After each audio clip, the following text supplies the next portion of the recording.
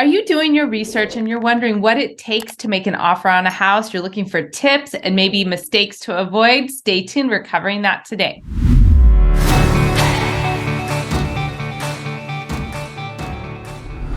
Hi, I'm Theresa Wellman with HomeownerExperience.com, and today we're talking about all the process and preparation for making an offer and how it works all the way to the end on how soon you can expect a response. So stick with me because we've got several key categories today. First, we're going to talk about the research you should do ahead of time, then a checklist for your offer, then tips to get your offer accepted, and lastly, how does making an offer work? All right, so let's go ahead and get started with the first one of the research you should do before making an offer. So ultimately, working with the buyer's agent is going to be really valuable here because there's a lot of professional experience and research that should be done ahead of time, and you're going to want an advisor. So I highly recommend you work with a buyer's agent and watch this video about 5 secrets to get your offer accepted that I'll put a link above as well. Okay, so for the research, first thing you're going to do is research comparable sales. So on my screen right now, you can see a list of comparable sales that I ran for a buyer around a property in West San Jose.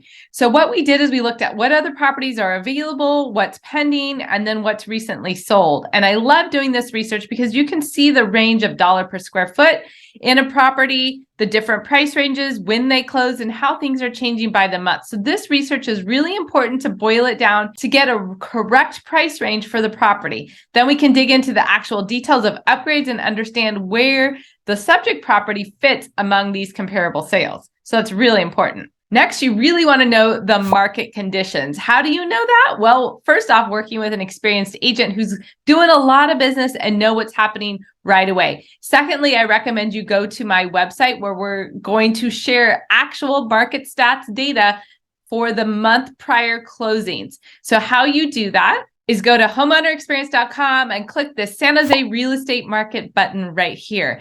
And you'll see there's a write-up of the history of the market and a chart of what's been going on. We update this quarterly. But then if you go all the way down to the latest video, you're going to get some insider perspective and then also looking at the stats. So if you're not familiar with the market and what that means, you're going to really need an agent to help interpret that with you. That is something that I, with my analytical background, really spend a lot of time with you, my clients, to research and understand. So we'll have a discussion about what's going on in the current market and what it looks like. So if you look here, the days of inventory is really low, just over a month of inventory, which means it's a seller's market. So that is the best indicator right there. You're also going to look at active versus sold and look at there's not much difference between the active and sold. And so that's going to give you an indication of how much inventory and the momentum in the market. If you look here down at this market barometer chart, you can see that the market momentum was kind of slow in January, but it's picking up in February. So it gives you an idea of relative to other months, how it's looking and what it's going forward. So market conditions, really important. The next key research to do is a property activity. So your agent should be talking with the listing agent, understanding how many showings they've had, what kind of disclosure activity there's been, so that you know, will you be having competition? Will there be multiple offers? And so that you can prepare your offer accordingly. And then the next thing to research is the costs that you will need to pay upfront, or the repairs that are necessary, and who's going to pay for what, or if you're going to ask the seller to pay, or you need to budget that in your upfront costs. Key to walk through all of those items because there could be large items such as a roof that need to be replaced really soon. And that can really affect the down payment amount you can put in because the expense of a roof is quite large. The last thing to research is going to be what special terms the seller is looking for. Many times they want to stay after close of escrow for a little bit to help with their move. Maybe they want to leave certain things or not leave certain things. I have a contract right now where the seller wanted to keep the chandelier in the dining room. So those critical pieces need to be documented in the offer. Now let's talk about the next phase. Once we've done the research for you to really understand all of those terms, then there are certain things that you as a buyer need to gather. After all of this home prep, How would you do this without an agent? Well, I'd be curious if you've done this successfully and had a thorough job and didn't get any surprises. Put a comment below if you bought a home on your own without an agent. But as you can see, there's a lot of research to be done. So if you're looking at buying a home anytime soon, you want to research properties with an experienced agent on your side. Check out homeownerexperience.com, sign up for a free account there, and you'll be able to see all the listings on the market. But the advantage is we'll be able to communicate on particular properties, share our insight, give you some more information, and you'll be able to get a preview of the value that we can add as an agent to your home search. So I recommend you try that out. Now let's talk about the checklist that you need to have when going to prepare for an offer. There's several things that you need to gather to be prepared. The first thing is going to be, of course, your pre-approval letter, or your even better, underwritten lender letter. That is critical for the sellers to know whether you're qualified or not. Now, the second item is going to be proof of funds. Proof of funds are going to be a bank statement with your account numbers redacted, but it states your name and a dollar amount and a date on the statement. So ultimately, it's an actual bank statement. If it needs to be a screenshot of a bank login, that's fine, as long as those key items of date, your name, and amount are all included on there. The third thing that you need to gather or discuss is going to be the closing time frame, and that's related to the lender you're working with. So it's really important to pick your lender before, pick that pre-approval letter to go with your offer, but then your agent to communicate on closing timelines to the timeline that the lender can perform, because once we put that in the contract, we are held to that legal document. So we want to put in realistic timelines. And the fourth item that you should gather is going to be your terms or contingencies. So there's three major contingencies in the California purchase contract.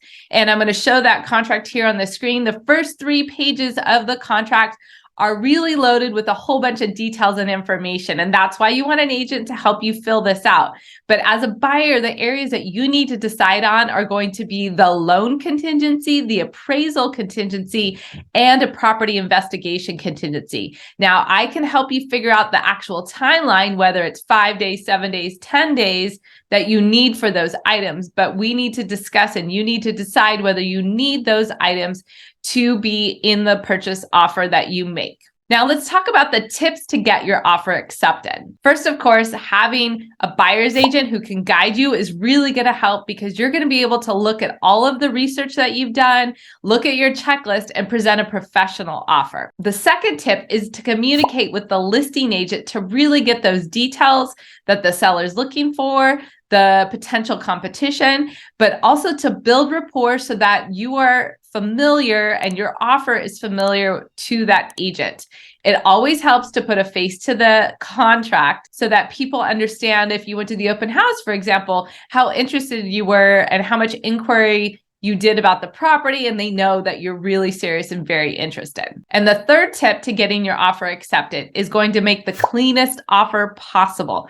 So put it in the eyes of the seller. Obviously, the seller wants the most money possible, but obviously you want a fair price as well. So that's a balance. What's a win-win here that you can make a fair offer, make the seller happy? That's the number we need to come up with. Secondly, think of terms.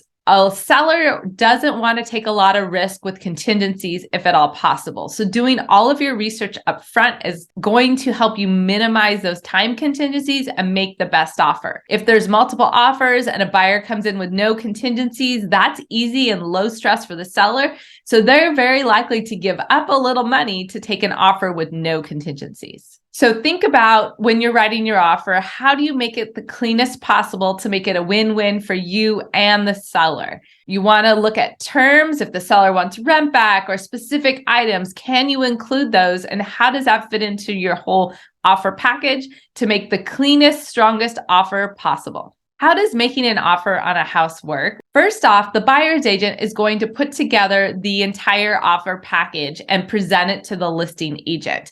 That includes putting together a professional email with all of the attachments that we gathered, your proof of funds, your contract, the signed disclosures if necessary, your pre-approval letter, the contact information of the lender. Then it's going to be following up with the listing agent to communicate the offer, see if there's any questions, and also connect them to your lender so they can ask the same questions in regards to financing. So that communication and presentation is really valuable and important to a professional presentation and the best opportunity for your offer to be accepted. Now, how long does it take the seller to get back to you? Well, in San Jose, it's typically about 24 hours, which is pretty fast. And that's especially true if they're putting an offer deadline. The default in the California purchase contract is actually 3 days, but I see most sellers getting back in 24 to 48 hours for sure. And again, if there's a deadline, could be even faster. I've seen deadlines set at noon, and you will hear by that evening what the seller's response is. So as you can see, there's a lot of research and preparation and presentation of an offer that goes into it. So having a buyer's agent on your side is really critical to your success, especially in a seller's competitive market. When you get serious about finding the next home, even if it's 3 to 6 months away, I recommend a buyer consultation. People often ask me tips and tricks for navigating the home buying process, and this buyer consultation meeting is focused on planning and educating you with insider tips. We enjoy putting the best plan together with you to create the best outcome. When we meet, these are things you can expect, things that my best clients say they really appreciated. First off, insider tips for the loan process and our list of favorite lenders. Discussion of your purchase power and budget so you understand how banks determine loan amounts. Third, help you build your ideal property profile with your budget in mind, and also talk through the best tools to use and how to avoid common mistakes. And really valuable is we help you make a strategic plan and timeline to meet your goals. We'll also discuss different neighborhoods and cities and address your questions in this meeting. If these insider tips are what you're looking for, schedule a free buyer consultation with us, either in person or on Zoom. Check out the link below.